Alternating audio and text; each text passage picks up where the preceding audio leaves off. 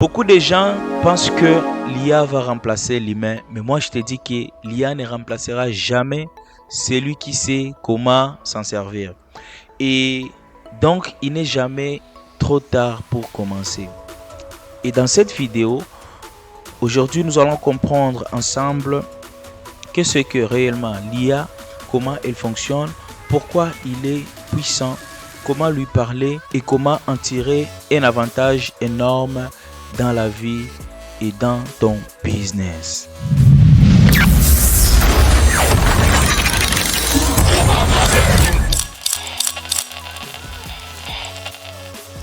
Pourquoi devons-nous comprendre l'IA? Nous devons comprendre que l'IA est le moteur de la nouvelle révolution. Elle transforme les métiers, la productivité, l'éducation, le business et la créativité.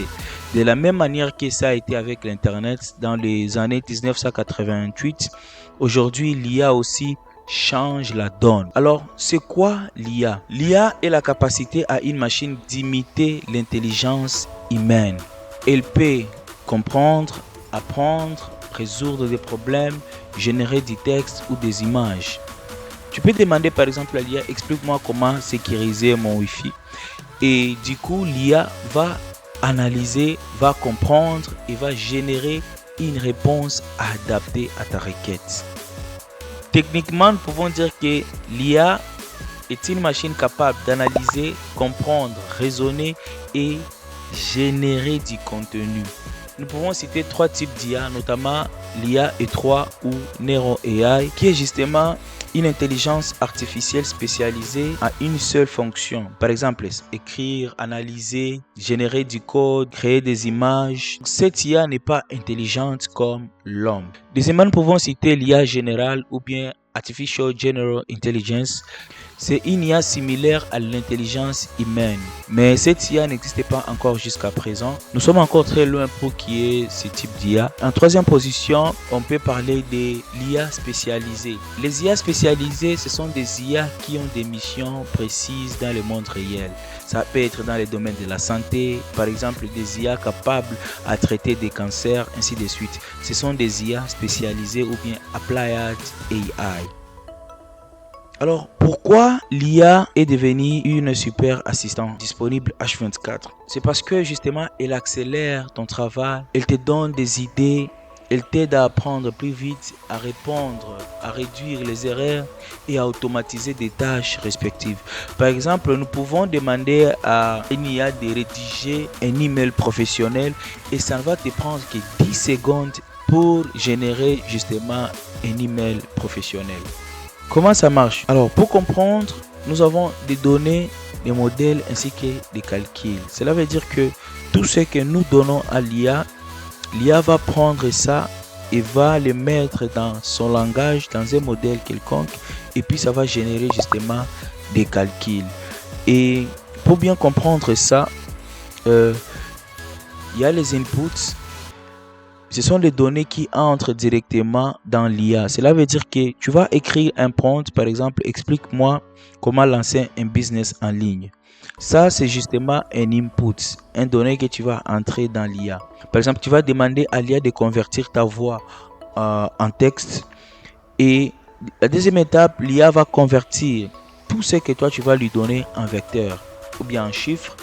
Et chaque mot va constituer un vecteur qui sera une liste de nombres. Et ensuite, l'IA va analyser avec ses neurones. Cela veut dire que ça va appliquer des paramètres sur la donnée que toi, tu vas entrer. Une IA comme ChatGPT peut posséder des milliards de paramètres ou bien des neurones artificiels. Et chaque neurone fait une micro-opération mathématique. Donc ça va additionner, ça va faire des multiplications, des opérations, des probabilités, jusqu'à ce que l'IA va générer maintenant les outputs qui seront des résultats. Après avoir analysé, elle reproduit un résultat, un texte structuré, une image ou bien un résumé, ça peut être des codes, ainsi de suite. Donc ce sont les 4 étapes qui expliquent comment est-ce que l'IA arrive à prendre des informations et à te donner du résultat. Nous devons comprendre que l'IA ne pense pas, elle ne fait que les mathématiques. Elle convertit toutes vos données en chiffres puis elle cherche les meilleurs patterns pour reproduire la réponse la plus logique. Alors, avec l'IA, nous avons 3 modèles que nous devons savoir. Il y a les modèles génératifs. Ce sont des modèles qui créent des contenus, par exemple des ChatGPT, Copilot, Midjourney. Notamment, il y a des modèles prédictifs qui prédisent des résultats. Par exemple, reconnaître un visage, détecter une fraude bancaire, ainsi de suite. Il y a également les modèles décisionnels qui aident à prendre des décisions. Exemple des recommandations que nous pouvons avoir sur YouTube, sur Facebook, sur Netflix, sur Amazon. Lorsque tu es en train de scroller, il y a la file d'attente qui te recommande seulement les choses que toi tu veux voir. Ça, c'est une IA qui va prendre des décisions à ta place. Alors, comment faire pour utiliser l'IA de façon efficace? Premièrement, je vais te donner la clé, la base de toute chose, c'est ce qu'on appelle les prompts. Alors, c'est quoi un prompt? Un prompt, c'est comment tu parles à l'IA. Plus ton prompt est bon, plus l'IA te donne de bons résultats. Tu peux demander à l'IA une simple instruction: comment lancer un business en ligne. Là, il s'agit d'un prompt basique. Donc, même la réponse que l'intelligence artificielle va te donner, ça sera une réponse qui sera générale. Deuxièmement, c'est l'art de bien parler à l'IA, qu'on appelle encore le prompt engineering. Alors, maîtriser le prompt engineering, c'est maîtriser comment parler à l'IA. Le prompt engineering, c'est créer les instructions précises pour obtenir exactement ce que tu veux. Cela veut dire que tu vas dire à l'IA exactement ce que toi tu veux. Et tu dois structurer ton prompt et tu dois structurer ton prompt de la manière suivante. Il faut que ton prompt ait des rôles. Par exemple, tu es formateur en IA et ça doit donner aussi des objectifs, donner les contextes, tu dois donner les formats, tu dois donner les exemples ainsi que des contraintes pour que l'IA puisse comprendre ce que tu veux et qu'il puisse te générer des résultats qui seront bons. Alors, par exemple, tu vas demander à l'IA: donne-moi un plan pour lancer un business en ligne rentable, en incluant les choix de ma niche, le business model, les outils, les budgets, une stratégie marketing de 30 jours. Là, tu viens de faire un prompt optimisé et tu vas voir que les résultats que l'IA va te donner seront différents que ceux qu'il t'a donné lorsque tu l'as demandé juste crée-moi un business en ligne. Là, déjà, tu viens de spécifier ce que tu veux réellement et tu vas voir que les résultats ne seront plus les mêmes. En troisième lieu, je vais te parler maintenant du context engineering. Le context engineering, c'est ça la maîtrise parfaite de l'IA. Là maintenant, tu vas donner à l'IA tout ce dont elle a besoin pour comprendre ce que tu veux. Cela veut dire, c'est amener l'IA à réfléchir comme toi. Beaucoup de gens se limitent seulement au prompt. Certes, avec le prompt, tu auras des résultats qui seront bons, mais avec le contexte, tu auras des résultats qui seront optimisés selon tout ce que toi tu veux. Un prompt comme: tu es un expert en business digital. Je suis débutant et je vais lancer un business en ligne en 2025 sans argent. Explique-moi les étapes essentielles avec les exemples concrets, les outils gratuits et un plan d'action de 30 jours. Inclut niche recommandée, marketing, les erreurs à éviter, comment trouver mes premiers clients et comment gérer mes premiers $100. Et tu vas donner sur le format. Le format, ce sera clair, simple et structuré. Là, tu as appliqué les contextes, les objectifs et tu as donné aussi des contraintes et l'IA va te générer maintenant des résultats qui seront très optimisés. Alors, si tu comprends ces 3 choses, cela veut dire que tu comprends maintenant comment utiliser l'IA. Le context engineering, c'est le niveau le plus élevé lorsqu'on est en train d'utiliser l'IA. Alors, nous allons passer à la pratique et on va essayer avec les 3 prompts que nous avons vus et on va voir les différents résultats que l'IA va nous donner. Et nous allons directement sur ChatGPT au niveau du navigateur. Donc tu vas ouvrir juste ton ChatGPT et je vais taper les prompts: comment lancer un business en ligne, et je vais lancer et tu vas voir que l'exemple que ChatGPT va me donner, c'est quelque chose qui est généraliste. Choisis une idée rentable, par exemple. ChatGPT ne sait même pas quelle est l'idée que toi, tu veux lancer. Ça te demande de choisir une idée et puis ça te demande d'analyser les marchés et ça te demande de définir ton offre, ainsi de suite.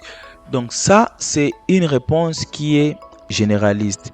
Alors, deuxièmement, nous allons demander à ChatGPT avec le deuxième prompt que nous avons, donnez-moi un plan pour lancer un business en ligne rentable, indiquant les choix de la niche et les business models. Donc là, d'abord, tu dois inclure la niche que tu veux lancer. Donc, par exemple, tu vas dire à ChatGPT que tu veux te lancer dans l'e-commerce. Tu vas dire à ChatGPT que tu veux te lancer dans l'e-commerce. Et du coup, quand tu fais ça, ChatGPT te génère directement plan complet pour lancer un business e-commerce rentable. Alors, ça va te dire choisir ton business model. Soit tu veux le dropshipping ou bien tu veux le e-commerce classique, le print on demand, ainsi de suite. Bon, je ne sais pas trop. Alors, choisir ton marché, tu vas choisir tout. Donc là, tu vois que quand même, ça te crée quelque chose qui est différemment de ce que tu as demandé auparavant. Ça te spécifie même le budget nécessaire dont tu as besoin, ainsi de suite. Donc tu vois, avec ces prompts, ça te donne même le plan parce que tu as précisé la stratégie marketing de 30 jours. Cela veut dire que c'est justement un mois. Ça va te préparer là 4 semaines ici de stratégie marketing et comment passer à tes premiers 1000 à 5000 chiffres d'affaires, ainsi de suite.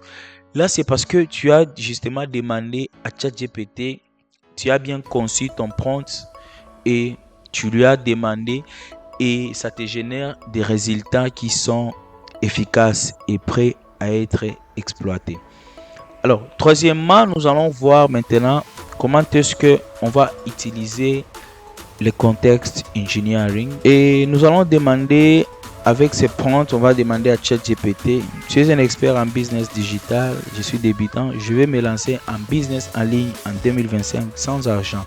Explique-moi les étapes essentielles avec lesquelles, avec des exemples concrets, les outils gratuits et ainsi de suite. On va lancer ces prompts et vous allez voir, ça va te donner directement, voici un guide clair, simplifié et structuré pour lancer ton business en ligne en 2025 sans argent avec un plan d'action sur 30 jours, les outils gratuits, les niches les plus faciles, blablabla. Donc tu vas